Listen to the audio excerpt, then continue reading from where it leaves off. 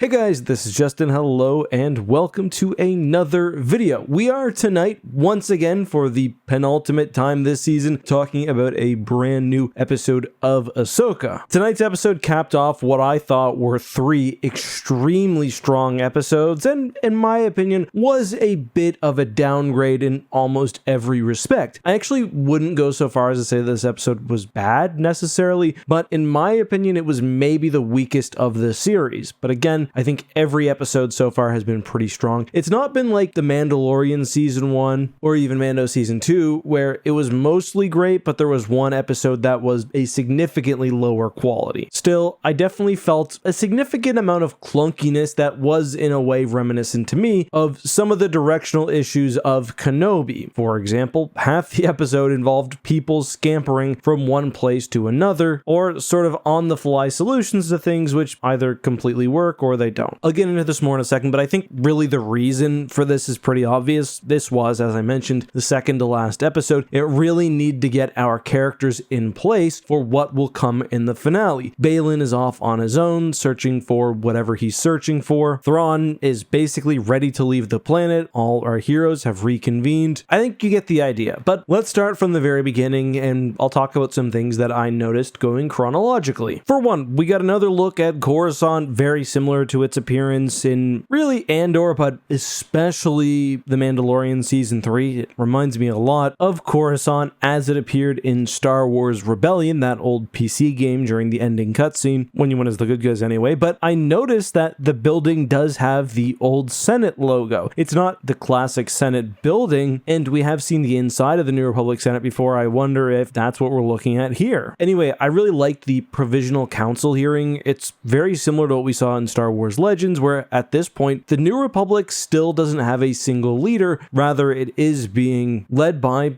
a council, which did, have its own rivalries. In that novel, it's Borsk Phalia and especially Admiral Akbar, so I kind of expected Akbar, who was really nice to see in this scene, to get into it with Xiono, but maybe that's something they're saving, or maybe it just won't happen. I don't know, I did think the 3PO moment was a little bit cheesy. I really liked that they included him. It was a bit funny that Mon Mothma sort of took the role of the audience and stared at the droid in wonder, when presumably she sees him, like, all the time, but it was definitely a bit of a deus ex machina. I mean, my one sort of complaint about Ahsoka is that the politics when compared to a show like Andor are pretty much non-existent, and I'm talking about the galactic politics, but that's not what this show is. I also really like the training scene with Anakin. I was wondering whether that audio from the trailer was from the Tales of the Jedi scene where he's training her to survive, just with a slightly different take on the audio, but no, this is basically her take-home workout VHS that she was practicing on in her spare time. And that sort of transitions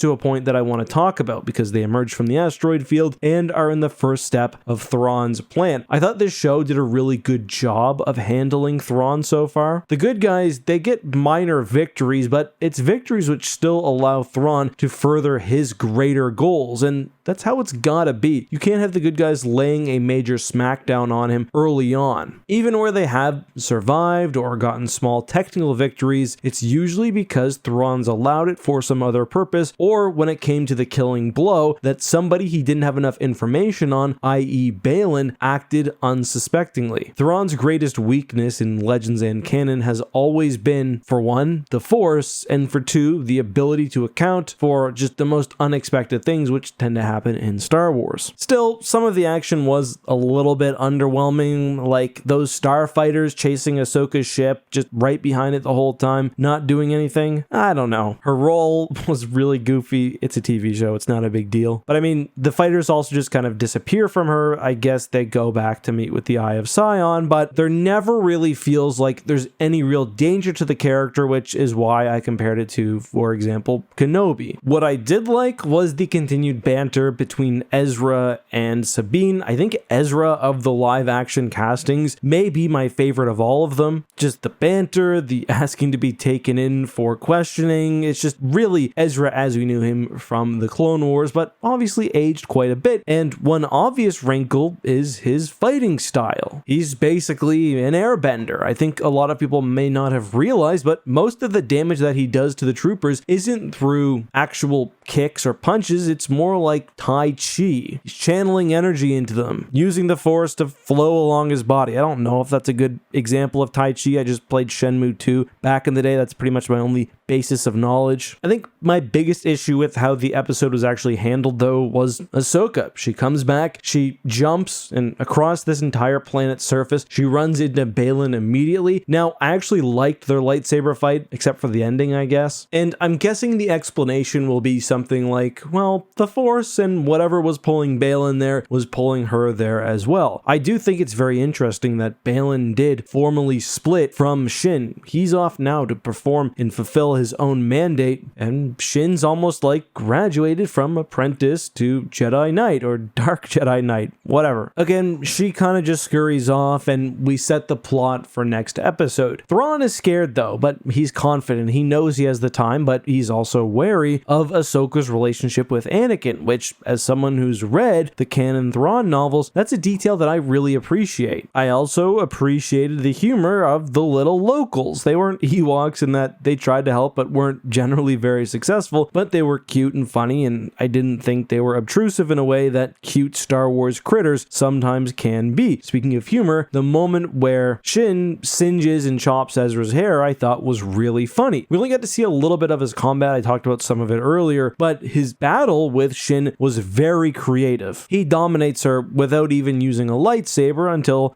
classic Ezra, he gets a little overconfident and gets temporarily knocked down. Again, that's an example of a moment that I think they probably could have found a more interesting way for it to flow. Too many characters moving pieces, people going somewhere for a few seconds and going somewhere else. But as I said, I get it. They're setting up episode 8. I just hope it's long, and I hope we also get a real good look at what's coming next season or in the potential movie. I mean, it really feels like this is the prologue to something much, much larger, so I hope we get confirmation that there's going to be a lot more coming. I mean, Thrawn's not even back yet. His campaign hasn't even started. Pretty much everything that has occurred to this point could have taken place in the prologue to Heir to the Empire, so I guess we'll see. But guys, that's all for now. I'm not going to do one of those 4 little spoiler things that I did last time. I just couldn't think of any funny ones that wouldn't be too spoilery. But let me know what you thought of this episode and more down in the comments, and I'll see you soon. By the way, tomorrow we've got a big Blade Runner video coming out. Make sure to check it.